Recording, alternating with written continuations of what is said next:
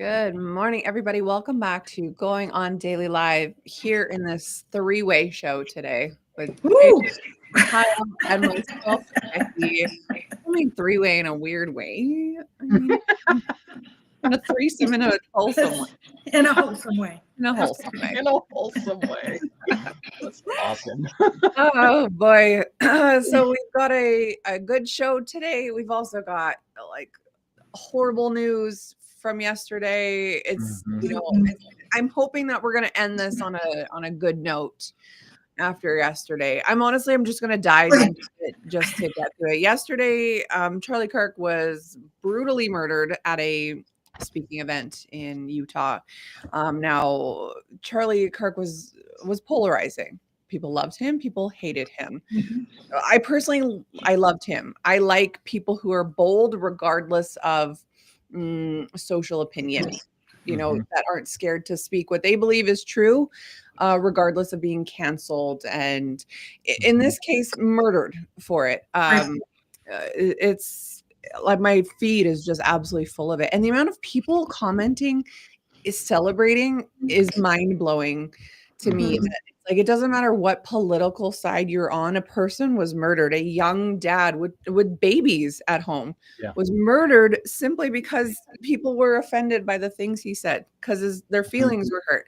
And he was murdered in front of 20,000 people who had to witness that. And it's just my heart hurts. Like, I honestly feel so gutted over this whole situation. Yeah, and even if you didn't like the guy, you cannot like somebody or not agree with somebody's opinions, but also mourn someone who died in such a way. I'm probably on that side of the spectrum. For sure. Yes. Yeah. I don't wish him. The good thing about our country is freedom of speech, and you should be able to speak your mind, speak your beliefs. I did not agree with him whatsoever. Right. He was a white supremacist, and and just because he went to church does not mean he's a Christian. So we do not agree on any political belief system, Christianity belief system, but I would not want him, anything to happen to anybody for speaking on both of the spectrum. Exactly. I just feel like you should be allowed to say what you believe without fear of being canceled. But public assassination is another. And it's like, I don't know. I don't understand what's happening in this world. I'm in Canada. We don't see nearly the same kind of shootings that you guys have. I mean, you also had yesterday, we had a fatal high school shooting in Colorado. I heard that. It was not a good day. No, and then earlier in the week, the Ukrainian girl as well on the bus. So it's been a nasty week. And today is and that was just 45 minutes from me. Okay. Right up in Charlotte. So it's and that was horrible. I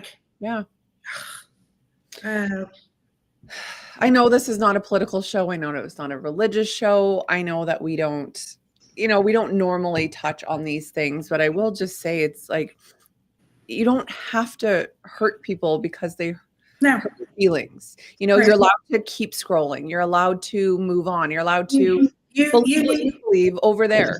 Right. Well, it's so funny you say that. I'm in different fandoms, and I have a few Tumblrs. I write fan fiction. It's kind of a fun thing. And it's fascinating that in certain fandoms, this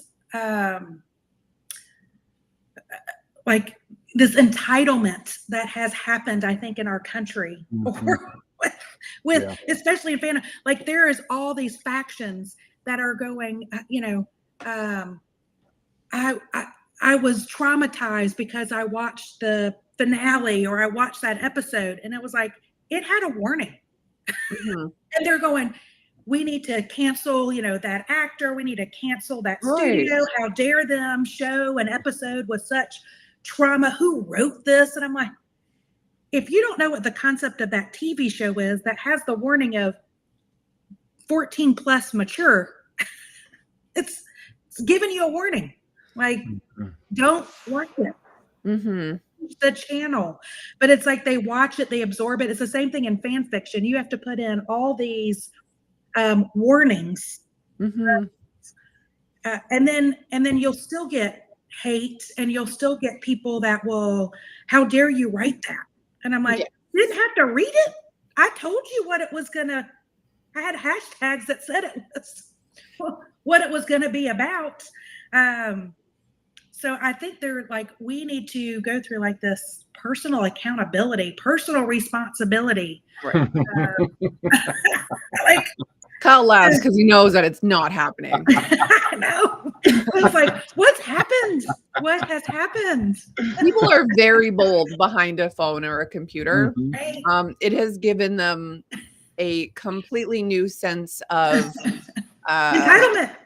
Entitlement, bravery, boldness. Like, realistically, majority of us aren't going up to people and saying the things. Like, let's say, like Kyle, you knew died. But that's what I'm saying. I think it's because people are feeling bold behind a computer. I think when we get out there and there's like, it's okay to be to be that emboldened. You're getting fans. I'm just talking about like in the fandom, you're getting fans that are also approaching these same actors and saying things of like, he's playing a character. Why are you mad at him for literally? Well, I think social media as well, or constant like being, I don't know, like following everyone so closely, like really thins that bill. It will thins that bill of what's reality and what's not reality. And like, I don't know. I think people are just entirely too bold now. In real life, they probably wouldn't be, but over socials, they are. I don't know. It really messes with people. It makes me want to have a social media detox. They're also very avoidant, which is ironic in the whole thing, because they're bold except for when they get called out on it, and then they double down on the drama rather than ever being accountable. Right. And so they avoid all of the things, which I see more and more. The ones that got me yesterday when I'm reading people's comments, it's like the people who were sad. It's like the people who came in to make them feel bad for being sad. Like that's what gets me. It's like you're entitled. But people have their moments, right? Yeah, doubling down on the hate, which is the norm. That's what it's easy to do when you're behind a computer. Like, this country or this society is not divided enough. Right. Yeah. Well, and I think that's one of the big things when we have a society where we don't really have. I mean, what our problems are is like, oh my gosh, how dare you mess up my coffee, or problems of that sort. When we get to that point, then we have to create other drama and problems so that we don't have to actually face what's going on in our lives and the world. I mean, not actually face those things. Right. It's the difference of having a conversation about things that are going on, or trauma dumping on someone about everything. And we want to trauma dump as a society rather than have the conversation about anything that's actually happening. Or trauma dump in the wrong places. I went to a Comic-Con thing, and a lady, stood up and to ask a question, and 5 minutes she is trauma dumping on this panel of actors of, her whole history, and and then she didn't really even ask a question, and I'm going, lady, you're in a hall of thousands of people that are here. Like, what are you doing? Well, that's that sense of entitlement as well, is that she thinks that she deserves that spotlight to have these people who are there being paid to talk about the character that they've played, to listen to her and feel sorry for her. That is entitlement to me, quite honestly. It's narcissistic. 100%. Maybe I have the wrong term, but it's entitlement trauma dumping. Yeah.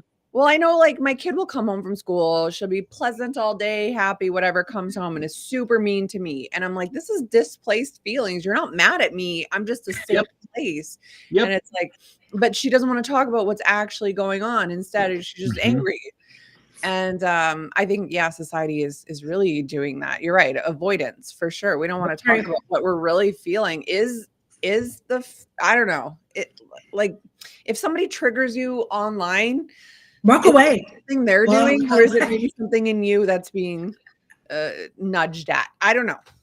Yeah. Either way, this whole thing from yesterday is so messed up. Like, my concern with the whole issue, again, like them, don't like them, whatever, is like someone died for speaking what they believe to be true. That's freedom of speech. It's literally, isn't that like your First Amendment? I don't know your amendment. Isn't that what I mean? It's like first, it's a it's our freedom, and it's terrible of what happened. Yeah, Ron says block. Cool tool online, block. And as you can see, is here or keep scrolling. I don't even understand why people have to comment. Literally, it hurts more. I feel like inside, like if I want to say something negative, I actually go through this whole process where I'm like, why do you need to? This person's just putting their stuff out there. You don't need to be negative. And then you go, okay, fine. And like in that moment, it would have been satisfying to say something mean, but then it's like, but why? And then I move on. Well, exactly why, because we don't actually have real problems in our world other than with most of us inside of ourselves, and we don't want to face those things. So instead we bring up the drama so that we can have drama in our lives, so that we can avoid all of the other things in our lives that we don't want to see or work through or any of those things. It's very clear, you know, to me from the outside. I'm like, of course they're going to do it because they're miserable in their lives and they don't want to actually face any of that. So it's a lot easier to create chaos, you know, and most of us are guilty. I'm guilty of it, you know, but I'm much more aware of it and go, oh, okay, oops, okay, that's me. So I'll tell you a funny recent story. I'd like to hear your reaction, Kyle, especially for this. So I love to thrift. On the weekends, I go to estate sales, I go to Goodwill, and I have a thrift buddy. Her name is Nico, and we giggle when we go through, you know, stuff the estate of like, what are people, you know, selling or at Goodwill, and we keep running into, it makes us giggle every time that we go to Goodwill and we'll see, do you have Goodwills up in Canada? Okay. Yeah. And it's the personalized artwork, like, you know, the plaques that'll be like happy home, Allen family, or, you know, old portraits of like a 1980s like wedding of a bride in huge like custom frames. Or my favorite was it was a Christmas, like a wood thing that was like a Christmas tree that had little gnomes, like felt gnomes up, but all the gnomes except for the top, and it had like my last name Sutton, but I was like, you know, it had like the Sutton family, you know, Christmas, but it was like all the gnomes were pulled off, so you just saw the glue residue except for the one at the top. So we make up stories like, oh, divorce, I hate my children, like what, you know, just kind of being giggly about it of who, you know, I guess this is because free artwork or cheap artwork that you can paint over crafts or whatever. So I happened to post kind of a funny collection that we had found over a course of a weekend in like 2 or 3 Goodwills and an estate sale of these pictures of all this like personalized custom art. And I just kind of giggled and I just said, you know, this stuff makes me, you know, me and Nico laugh of what are the stories behind these of you know, divorce, or, you know, my kids pissed me off. And so I took them off the tree. I took their gnome off. Like the gnomes. And I had a family member, you know, a lot of people commented and said, ha ha ha, that's, you know, I see that too. I laugh. And I had a family member, a distant cousin, post, and she was like, this is the most horrible post. You need to take it down. you're evil for even thinking this way. And she was like, this is probably somebody died and it's their only way, they packed it up and gave it to Goodwill. And you're just hating on those memories. How dare you? But they're not your memories, so you're not hating on them. And I was like, so I thought about it. I was like, God, should I delete my post? Was that in bad taste? No. And then I'm like, or should I just delete her comment? Should I ignore the comment? So yeah, going through that process and then I was like, you know what? This is my page. It's my sense of humor. We're all supposed to be authentic, authentic. I thought it was funny. I don't think I'm alone in thinking it's just kind of, a satire, kind of comical way of viewing. And also I don't tend to look at things through the lens of, a death and negativity. No, I try to look at things through, even if it's sympathy, like I want to look at it through a positive lens. Yeah. And I wrote that, that was my response to her. Like, I'm so sorry if I offended you. I don't tend to look at things like that. And I hope that you can at least see the humor of it. But if not, don't worry about it. She sent me in Messenger a DM that was like a book, a novel, novel. Because you triggered something. And a lot of it was like all caps. I didn't even like half read it because it was like the all caps. Half of it was screaming at me, and I'm like, I'm not going to respond. That's like, I'm not going to win here. The snarky side of me, not that I would actually post this, but immediately I'm like, projection much? Well, that's what I was like. Clearly, you have some unresolved, because I wanted to read, right? Like, I think you have some unresolved issues that you need to work on. So yeah. Well, I just decided. I saw a post this morning. Someone had said, about how they were sad or whatever. And someone came into the comments, commented about what's wrong with you. You're being a dick. You're this. And she's like, why are you coming to my page? Right. Post it on your own how I feel.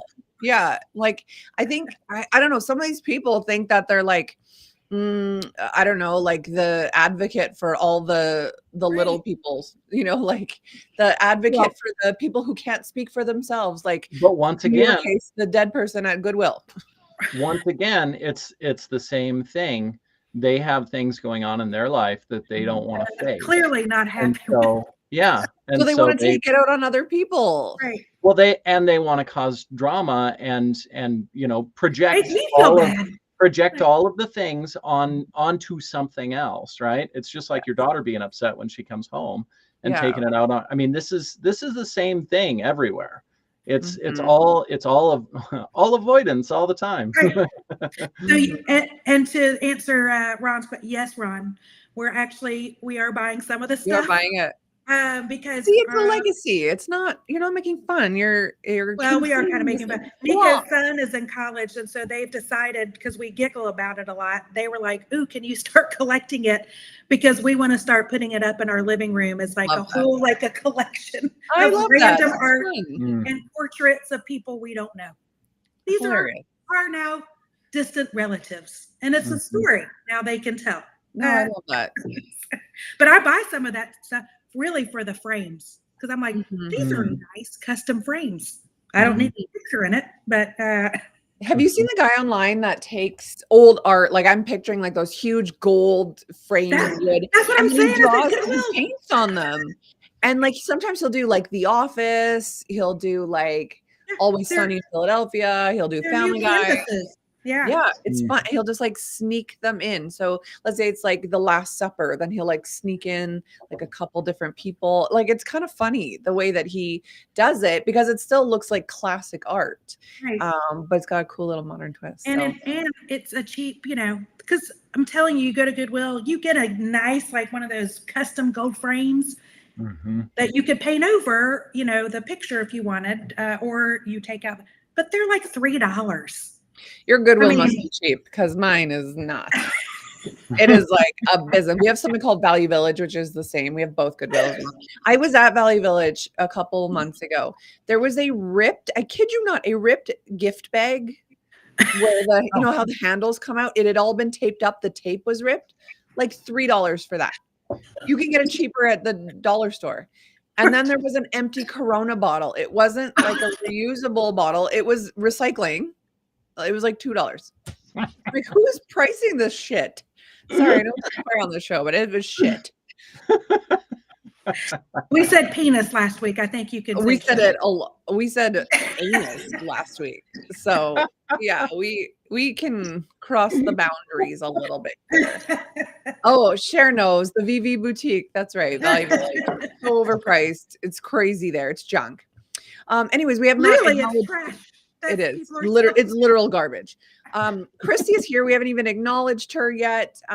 She says there was a shooting of an autistic kid here by the police at the beginning of summer. We had to see it on everyone's feed, and it was so traumatizing. And it is bad for his family having to see it. I agree, 100%. It's like you literally can't go on social media without being inundated with information, whatever it is that's going on. And you have to understand, like, people have family who are also going to go on social media. Right. That can be painful for a long time. But it's like with any shooter situation, any tragedy, any terrorism, like they blow it up. That's a terrible thing to say. That's pretty accurate. That's like right on point. That was a Freudian slip, I believe. That was a Freudian slip, exactly. Anyways, I know that we could talk about this forever. Somehow we got to squeeze in 3 more topics. So let's let everyone know where they can find us. Big Brother now tuned in. By the way, I love that Ron's been like commenting on the odd thing. The odd time he hashtags, and the one thing he hashtagged was gnome. Like, that was the thing of the story. That was the one thing to take away. Gnome. Ron, you kill me. Okay, so if you're watching us right now, look to I guess it's the left. It's kind of backwards for me. We are live on YouTube, Kick, Rumble at Rhode Island Broadcasting, and also on Twitch at RI_Broadcasting. You can also listen to us after the fact, just audio, Red Circle, Spotify, TuneIn, and iHeartRadio at RI Broadcasting. Of course, we are on 80,000 social media platforms. Some, for example, LinkedIn, Parler, Blue Sky, TikTok, MeWe at RI Broadcasting, and of course on Patreon, where you can keep the show afloat, keep it going, donate to our show, RI Broadcasting. Oh yeah, and X. I always forget about X over here. Broadcasting RI, just so that we can make every way to search for us different. Broadcasting RI, RI Broadcasting, _Broadcasting, Rhode Island, whatever. Find us, type in Rhode Island Broadcasting, you'll probably find us. We also have a website now. This is new, RhodeIslandBroadcasting.net. We vote for the Hall of Fame. Now, Ron has created it. Last month was bands or figures of the 60s. So the Beatles took that one. This month is movies. So somewhere on here, Grease, Jaws, Rocky, Saturday Night Fever, and The Godfather. So go to RhodeIslandBroadcasting.net to vote for your favorite. I don't know what happens at the end. At the end of the month, it goes on to a different something, and then Ron will do something with it. And I'll tell you more about it as I find out the details. Finally, we have a new Facebook page going on Daily Morning Show. Make sure you give us a follow over there so that we can actually start going live on Facebook again, and hopefully not get zucked, because that's on my personal page. And that's right. I really hate losing all those kids. Okay, here we go. JJ, you're up first. Visual strategy. Well, so yes. So it's, I'm in marketing, and we've been talking about like the old school way of when you craft an ad, and how we as human brains absorb and connect with it, So it's there's data, because I'm a data nerd. There's so much data behind how you present visuals. So even like, I've got somebody on our team that's going through how to create dashboards, and how to now create, visualize your data for other people to consume. But, as we, he was kind of fascinated with it. And I said, well, it's no different of the science behind how you structure an ad or a brochure, or even the website design, so that it connects more with our human brains, because it's very scientific. When you think of whether it's dashboards or an ad, if it's so cluttered, our brains immediately reject it. Yeah. Right. Like if you see I would call it the old yellow page ads, or you like look through kind of like your local newspaper or magazine, or like the flyers that are all like starburst and blah, blah, blah, blah, blah. Like people think, oh, I can't have white space. Like more is because that's kind of an old school way. We would hear that from clients all the time to go, if I'm paying for this space, I need to make sure that every inch is covered with a message. And unfortunately, that's not how our human brains work. We reject it. So if we see it, if it's too cluttered, whether it's in colors or visual, like a lot of times, like in Canva has made everyone think they're a designer. Hey, come on now. I use Canva. Come on now. Well, it's like I'm a designer. Yeah. And then everything is at the same like level, like the same visual scale and size, and it might be beautiful and look, clean and pretty, but in fact, our eyes of who they're will reject it because we don't know where the eye to land. So just there's a lot of science behind it.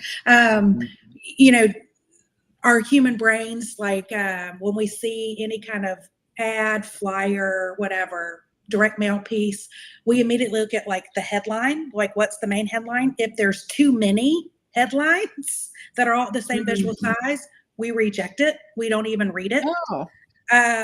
We might look at the picture, and then if the image, graphic, whatever the visual kind of like graphic is, if we connect with it, we might then read the headline. But again, if there's too many, we reject it and we move on. So everyone spends all this time, to design all this stuff, but 90% of people, it's too buku. It's too much. We're moving on. It's too buku. And it's like this, some of the sites of like, if you have a really good headline and the image or the visual connects, you'll have higher recall, and get them to do, again, our eyes go to the natural kind of right hand side of where do I need to go and make the next step. Only like it's less like in an ad, less than 5% actually read whatever that body copy is. Really? Yeah. 95%, you're going to get your message, your recall from the headline and the image. So that's why those things have to work together and make the sense. So you have, again, building awareness or consideration. That's the message you need to work on. Only 5% is actually reading that next like level of copy. And so you need to make sure that we call it, you need to reward the people, the 5% who said, I'm interested, I want to go further. Reward them with beautiful copy. Wow. And then a place for them to then take them, whatever that call to action is, so that they can go further. But our human brains will go headline, image, where's the call to action? The website, or if there's a QR code or something, but only 5% actually read whatever the other copy is. I know that with all of the content that I put out, I know that most people don't read any of that. They'll look at the, whatever the graphic or whatever I put up, or they'll watch the video, if they watch the video all the way, but they really do not read, it is probably, and I don't know, maybe 5% is generous.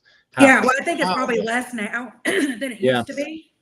But, even like you look at the way that newspaper consumption back in the day was, and how the paginators within newspapers had where to place ads, right? To make sure that they were supporting the revenue that was going. But, because consumers, human brains, we read newspapers by headline. We didn't. And then if we like the story, we might read, but only, 5 or 10% of newspaper readers would actually read the stories.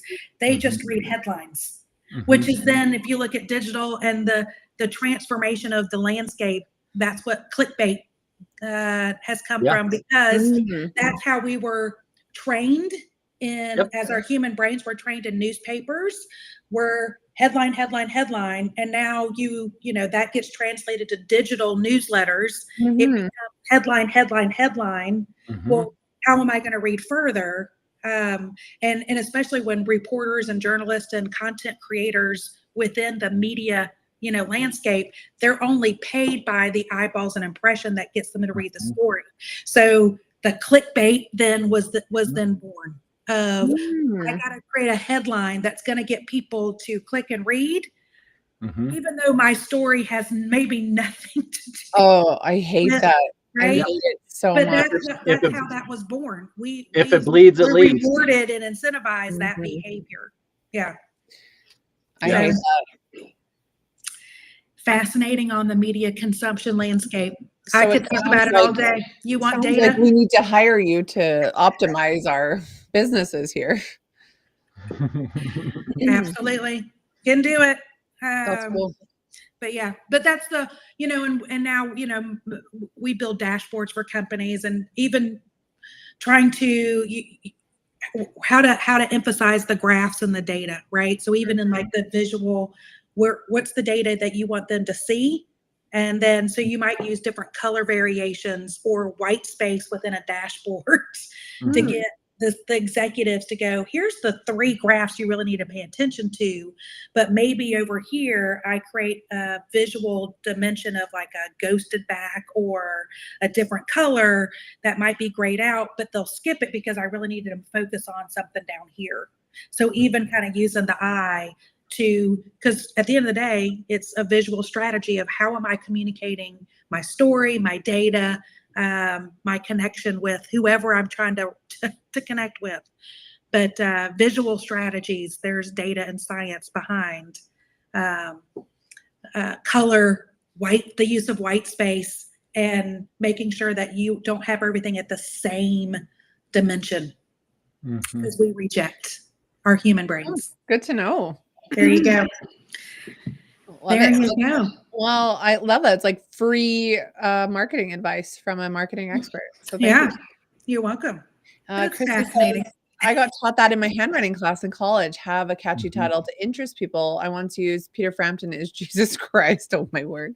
I mean, if you're a classic rock fan, then, you know, you'd be all over that. Or if you're like offended by things, you would also click on that too. That's right. It gets you divisive. Exactly. Yeah, that's why I'm a big fan of controversy, because like it gets people talking. But yeah, and you got to keep them separated. Got to keep them separated. Okay, I want to know exactly what you're talking about here. Is this triangulation? Definitely not talking about offspring. Although that's I mean, that's a cool topic too. You know, I saw they posted a video the other day where they brought out the pretty fly guy. I think his name is actually Guy. And they brought him out for a concert, and he was doing his like weird little dance. The crowd went mild, not wild, mild. It was like, oh, like it was.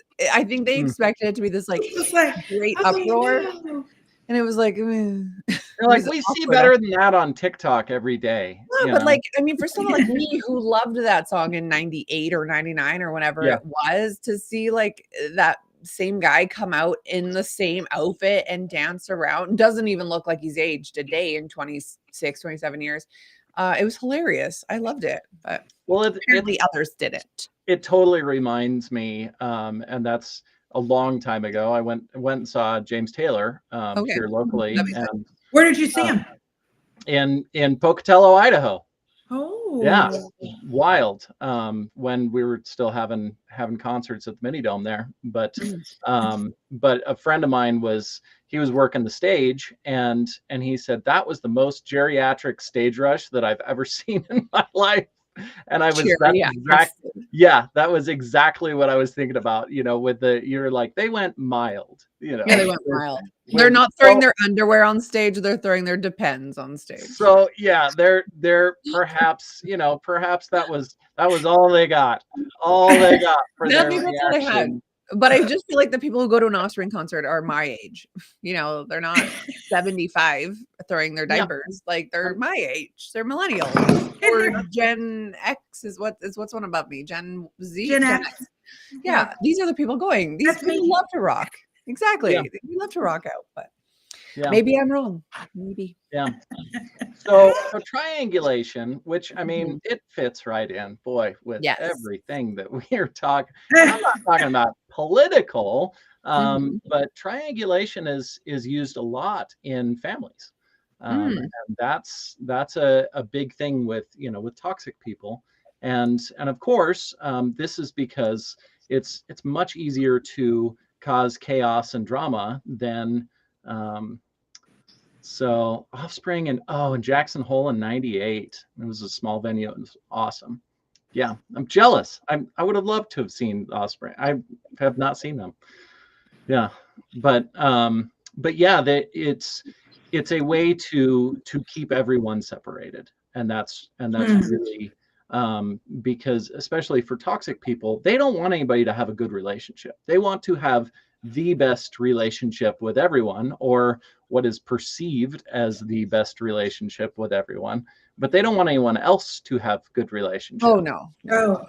And so the only Is that way the narcissist that's behavior Yep, that's a narcissistic, and it's not just with narcissists, because other toxic people or people with unhealed wounds, they do all of this as well. But they, instead of working towards building better relationships, the old saying, there's two ways to have the tallest building in town. And one way is to build the tallest building in town, as the other way is to tear the other one down. I love that. Well, I don't love that, but I like the analogy.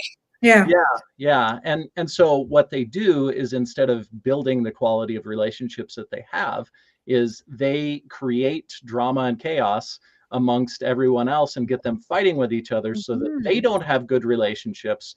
So then the only person that has the good, quote unquote, good relationship with the other people is the toxic one, who's pulling the strings on all of the triangulation with everyone else.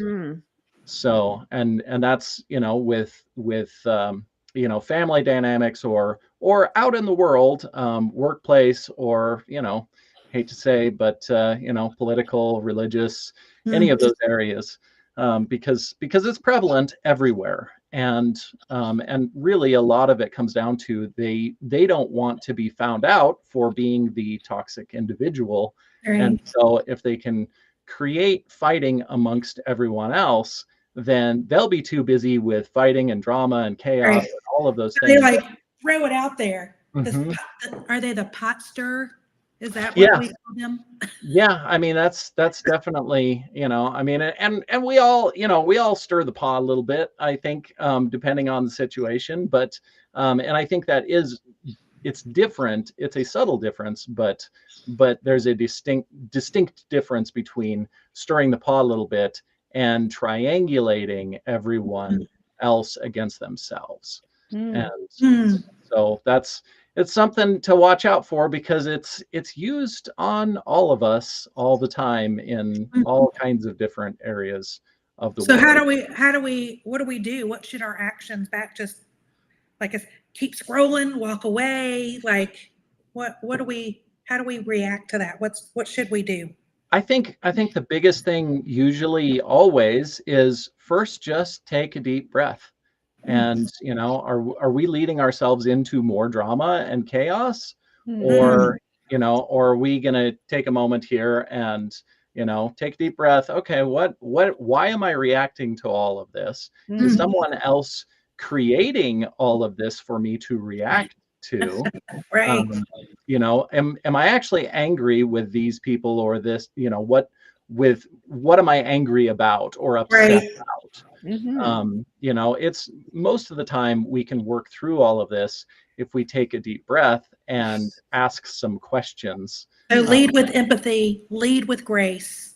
Well, and especially for ourselves, because if somebody gets us all triggered, then we're going to want to react, lash out at them, rather than, reflecting a little bit. Right. Show them, yeah, I mean, just offer a hug, oh gosh, You need a hug today. you need a hug. I mean, that's obviously what this all comes down to. And they, and they'll be, I'm sure, super supportive, I'm sure, very receptive. The claws will come out. Like, oh, come on. I mean, it's right. It's, I'm wearing my pink shirt. So, we all, Which, by the way, yeah. I thought you were wearing no shirt it took me a double second. I was like, is he on the show? He's just very light skinned. I have fabulous skin tone. Just all very baby pig sort of color. I did have to do a double take, Kyle. I'm not gonna lie. I was like, what is he doing? Bold. Well, yeah, it's not a bold look. That's a bold. It's just, from the shoulders up. So nobody's gonna know. No, I mean, during COVID, I was always pants off on my Zoom meetings. So house coat on, like nightgown on the bottom. One day I was at a meeting and I did this because I'm always fidgety. And so I'm on a tall desk now, but I lifted my leg and my boss was like, do you have pants on? Yeah. And I was like, oh shoot, no. And I was like, oh, sorry. And so yeah, we all did it though, honestly. Yeah. Oh yeah. I can't do that. Because I carry. You gotta wear pants when you're driving a truck, Kyle. Like if you were out there in those days, pantsless, you get pulled over, you're at the weigh scales. You can't be. You're like, I thought I was on a Zoom. Yeah, right. No, even at home, I struggle. I have my stuff in my pockets, and I just can't. Fair. I don't know. It's probably an OCD thing. What about I need to know, as the Canadian in the group here, do you wear your shoes inside? Do you have shoes on right now? Yeah, I do have shoes on. Why? I don't get it. In your house? Well, I mean, a couple of reasons. I mean, right now I'm in a basement, which is all concrete, and okay, fair. So yeah, I don't like walking around on the concrete or sitting at my desk in the concrete with. But I'm also weird a little bit, and I'm not so much. If I had a nice house that was all, like nice plush floors carpet or something or whatever, yeah, then I might be more so. So like you just get out of bed and put your shoes on? Like that's part of getting dressed? That is bizarre to me. Don't make me put on shoes unless I have to. My kids saw the bottom of my feet the other day. So I was at the cabin this weekend. It's my in-laws cabin, pine trees and those like sticky pine cone bits everywhere. And so my feet were just covered. And so I'm laying in bed the other day and my kid comes in and she's like, why are your feet black? And I look and I'm like, oh, all the leftover pine cone stickies from like 4 years ago. We used to call that whenever we had black feet, like we called them grocery store feet. We're going barefoot. I wouldn't go to the grocery store. I'm not Britney Spears, okay? Like I wear them out. I wear them when they're appropriate. But if I'm in a field, if I'm in grass, and keep in mind, I can't do it for 6 months of the year. So I have to just enjoy the barefootedness. And if I had shoes on my house, oh my gosh, my husband would lose his mind. He'd be like, what? So when my American cousins came to visit, constantly being like, take your shoes off, please. This is a house. This is not the States. It was, such a weird cultural shift. Well, and I get that. Like my little brother has pretty much it's like, okay, nope, shoes off in the house. And I know there's however many people that way. And I totally get it. And he has, slippers or different things that it's like, you can wear these inside the house. These are indoor, shoes or slippers or whatever. So I bring my little slippers and wear those when I go to his house. That's what Sharon's saying. Canadians wear slippers in the house. Yes. If it's cold, you put on slippers. I don't know shoes. Like you lay on your couch with your shoes on. Like I don't. No. I take my shoes off. But also, I mean, if you're walking around barefoot outside and then you walk inside barefoot, is that not the same? Totally, 100%, yes. But culturally, that's the funny thing, to me, where if you if your shoes off in the house, then I mean, a lot of the reason to have the shoes off in the house is to not carry all the dirt and all of those things in. Well, if you're walking around barefoot outside and then you walk in barefoot, then you're tracking all the stuff in on your feet. I mean, you're not wrong. Yeah. My husband won't even wear the same outfit that he's worn in his car and then lay into bed. Like I said, the other day I had to pick up my kid from babysitting late, and I was like, just throw on your pajamas and go. And he's like, I will not get into this bed in my car clothes. I'm like, what? He said, how many germs are in my car? Like, no, I've literally never thought about this ever. I have no problem bringing my grocery store feet into my bed. So I don't know. And that's strange to me on the other side, because I'm like, no, if I'm getting into bed, I'm not wearing my clothes to get into bed. Right. Yeah. So I don't know. It doesn't matter to me. We all have our weird quirks. Yes. So I see we've only got about 10 minutes left in the show, and I know Ron really wanted to come on and do a celebrity birthday. I will whiz through my last topic. See what I did there? So this is creepy facts about the Wizard of Oz that I came across. Like some of these are mild, some of these are yikes.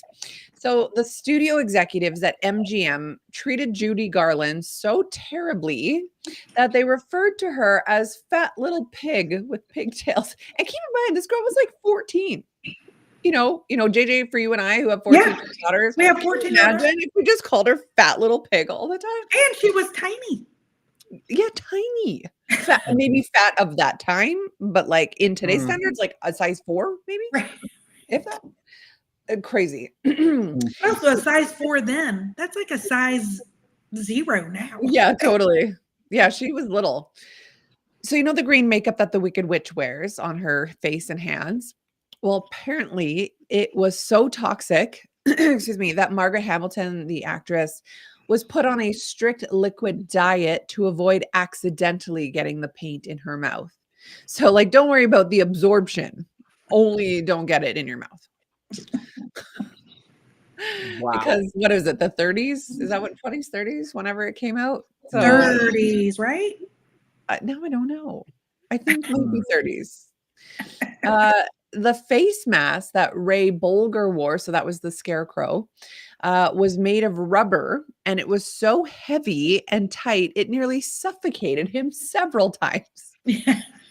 I thought it was just paint with like a little bit of prosthetics here. But again, in the 30s, did they have prosthetics? No, they probably just had a weird rubber mask.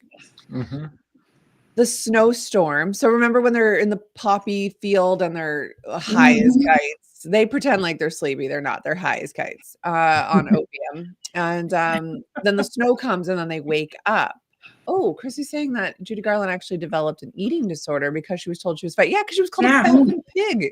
Yeah, crazy. This is how eating disorders are created, because of people who are asses who don't think of what the consequences are. Anyways, snowstorm that took place. Oh gosh, this one's bad. Was actually asbestos, which is obviously highly toxic, falling on the actors. So what you didn't know is that all these actors died of mesothelioma, asbestosis. That's fine. 1939. Thank you, Sharon. Hashtag that, Ron. Hashtag 1939. Hashtag gnomes. In fact, Louis B. Meyer, I don't know who that is. This are obviously out of order. He had Judy Garland on a strict diet of black coffee, chicken soup, at 14? and 80 cigarettes a day, along with diet pills to reduce her appetite. As you would. As you would. Here's a pack of ciggies. Here's 8 packs of ciggies. Smoke away. Sharon, can you look up for me how old Judy Garland was in The Wizard of Oz? I think she was like 14, honestly. So 80 cigarettes a day, chicken soup, black coffee. You know, at least she's getting the chicken soup, I guess. But yeah. And it was probably no chicken or noodles. Yeah, it's probably broth. Was broth. Like, no wonder this poor woman died so young. Like the hard life that she had to endure as a sex icon at 12 years old. And why Liza Minnelli is cuckoo craze. Yeah, literally. Can you imagine her mom just being like, go smoke some cigs for your breakfast? You need to make sure you stay skinny. Here's a curtain Wild. of Virginia Wild. Slims. Man, I'm glad like some things have changed, but not that we're in a good way right now societally, but like at least we're not making her Oh, she children. was 16. Okay, so not better. Yeah. 14 and 16 are no different. According to the Judy Garland's biographer, her mother was actually the one who introduced her to pep pills. I'm guessing that's like methamphetamine. Isn't it like basically speed? Yes, exactly. Over-the-counter speed. Yes, this was to give her an energetic performance, especially while shooting this movie. So not only is she hooked on cigs and coffee and diet pills, but she's also got speed in her system.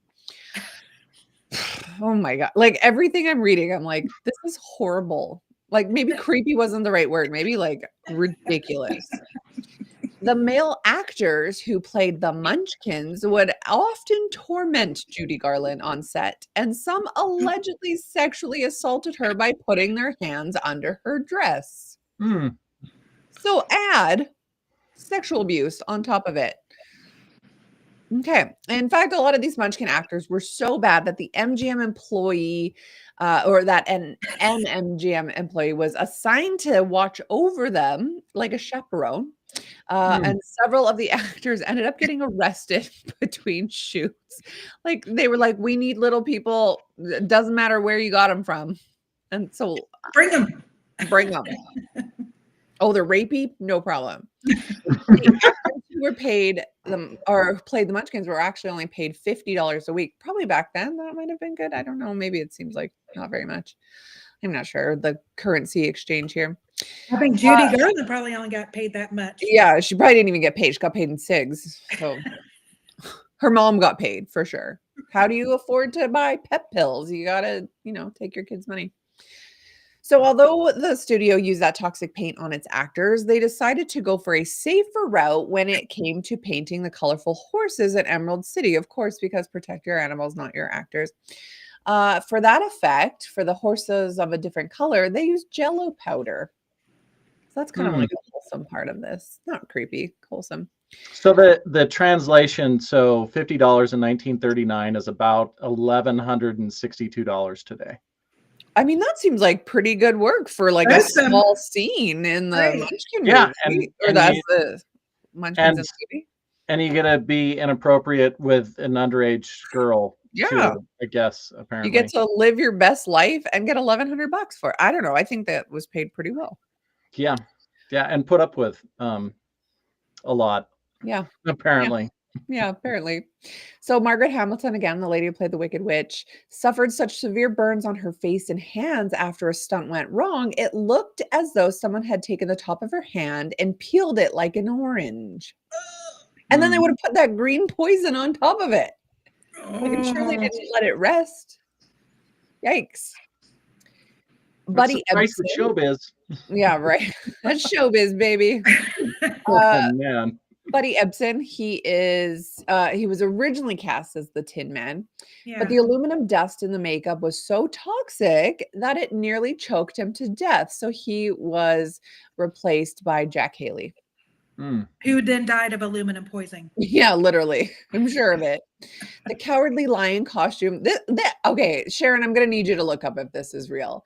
The Cowardly Lion costume was made of real lion skin and hair, and it weighed over 90 pounds. That can't be real. I mean, it looks real, but like they just like killed and skinned a lion for this, and then he had to wear it. I mean, why are we surprised? All of the other things that you just went through, and you're like, "Oh, this seems outlandish." We need authenticity. They didn't want to hurt the horses, so they painted them with Jell-O. So I thought, obviously, they cared about animals. Oh boy, Betty Danko. This was the Wicked Witch of the West stunt double. She spent 11 days in the hospital after a pipe in the character's broomstick exploded. So you know how it goes and like all that orange. I guess it exploded and her stunt double went to the hospital over it. Okay, this is wild. So, Toto, sweet little terrier puppy, was paid 3 times as much as the Munchkin. She was paid $125 a week. That seems So that'd be like $3,000 because a week. To what, their handler? I mean, she had Money. more of a role, but still, she's a dog. Pay her in That fed in a basket. Had no lines. Had nothing to remember. Just come and go. Okay, that's crazy. probably less inappropriate than the Munchkins. I mean, Yeah, probably. I mean, so maybe worth the extra money. Well, that is it for creepy Wizard of Oz facts. I thought you guys would enjoy that. That's so bizarre. Standards have changed a lot, and I'm, for OSHA and workplace safety standards, having a safety person, a safety rep. I mean, I'm thankful for those things because job sites have come a long way. I wonder so much all the time. What are the things in 20, 30, 50, 100 years that they're going to look back and go, what were they even thinking? Right. In the same way, like, what are all the things that we're doing now? Lip filler. Oh, ooh. What? Not just lip filler. I've had my lips done multiple times. The Botox, like the. It's this. This is the face. This one. Oh, and then hold on. The Mar-a-Lago face.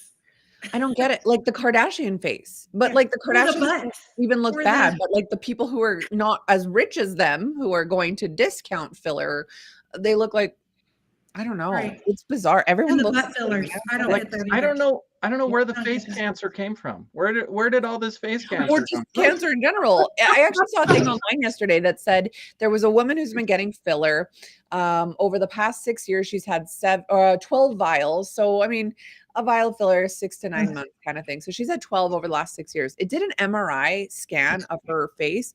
The amount of filler, not in her lips, it was everywhere in her face. It was crazy. And they say it's just hyaluronic acid, but I don't know. I had filler. So I don't know if you can see, I've got a bump on my nose. Hated it. It was from broken nose as a kid.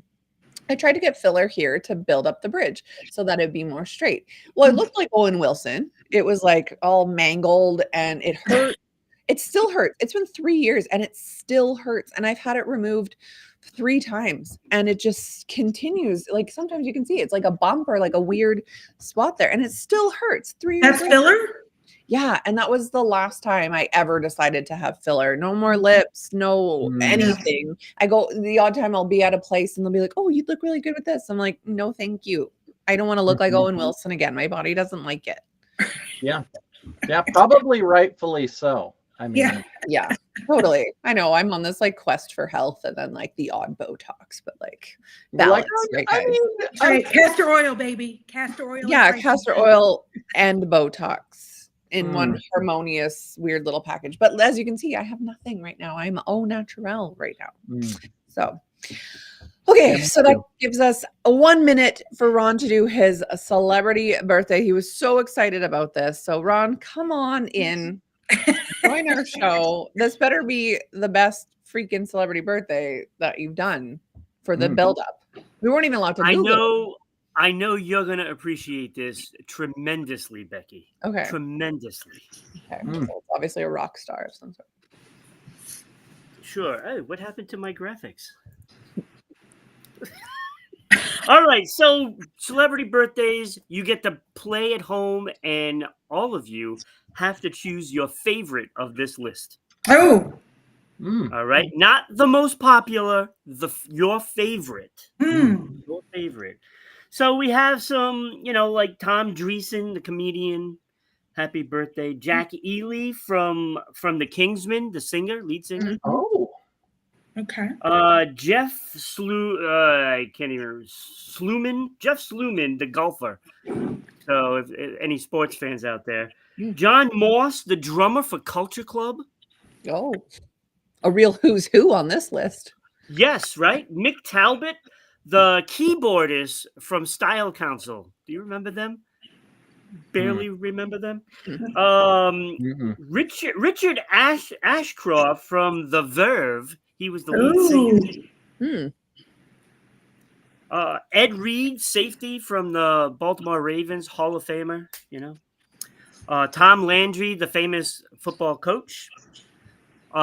This may be way before your time, but Lola Falana. Oh, Lola Lola, Falana. Is that the Barry Manilow song? Yeah. Her Yeah, name was that's her. Lola. She was a Showgirl. Oh, showgirl. yeah. That's right. So Mickey Hart from Grateful Dead, he was the drummer. So if you were born today, you probably should be a drummer. That's what I get out of this. Probably should be a drummer. I wasn't born today, but I am a drummer. Oh, are you? We need a drum segment on our show. That would be fun. Were you in like the Little Drummer Boy play as a little child? No, they probably wouldn't have wanted to have me. I actually on Instagram I follow a couple pages that are like metal drummers mixed with worship music, and together it's so fun. It's awesome. Yeah, it's cool. All right, so now we got the big ones, right? These are the ones. Oh, you mean those ones weren't big? Oh. No, those weren't the big ones. So before you move on from this, I have to say I have a picture. I'd have to find it somewhere, but I saw the Kingsmen, and I'm pretty sure. Hopefully, I'm right on this, correct? But I was dancing on stage with the Kingsmen, like 25 years ago or something like that. Oh, They cool. were like, "Oh, everybody, come up and you can come dance on stage." And yeah, it's at a show, and That's cool. yeah. So have a We're picture gonna of need me to see dancing proof. on Well, stage. they did that famous song, Louie Louie. Oh, that's who that is? You know, that's who it is. Yeah. All right. So Brian De Palma, the director. That's a big name. Well, they get bigger as it goes along. Okay. Waiting. Taraji P. Henson. Oh yeah. From Empire. I like her. Fantastic actress. She's a great actress. Right. I said her name once to my husband, and he's like, "Who is Taraji B. Henson?" And I was like, "You know her," and I couldn't think of anything she was in. And then so we were out, and he was like, "Is that Tanisha P. Hensley?" And I'm like, "Yeah, it is." Anytime he sees her now, it's Tanisha P. Hensley. No longer Taraji P. Henson. Well, it is her birthday today. Oh, okay. Also, Christy McNichol. Her birthday today from Facts of Life. Oh, okay. No, nothing really.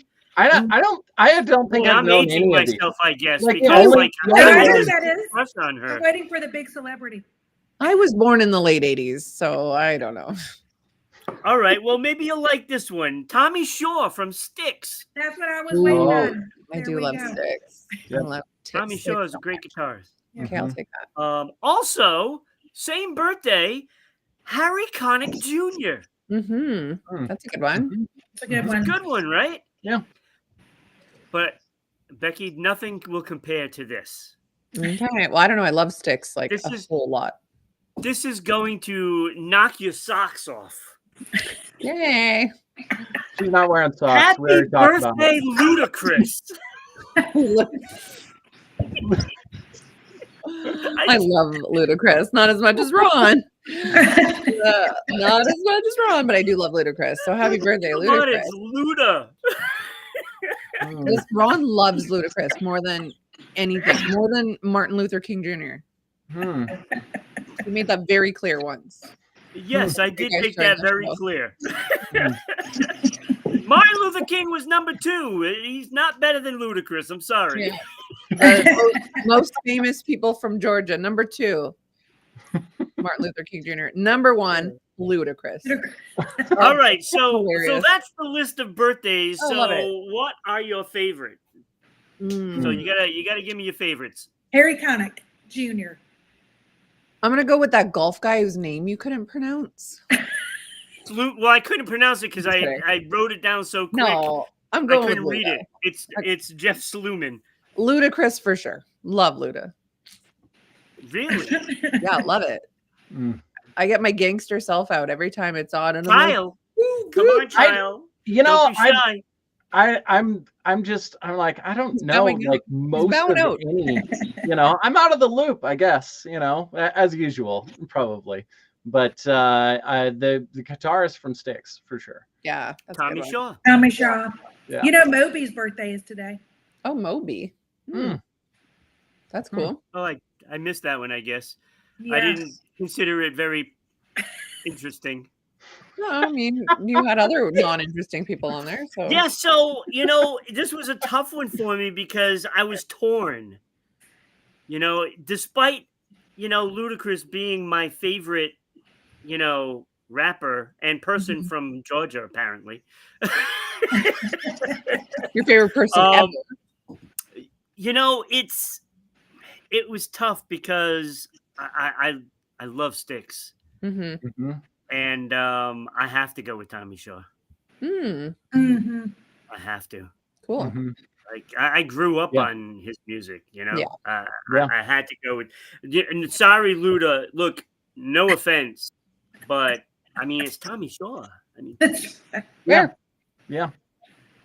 so Luda is only number 2 today for me. Okay. All right. Luda is.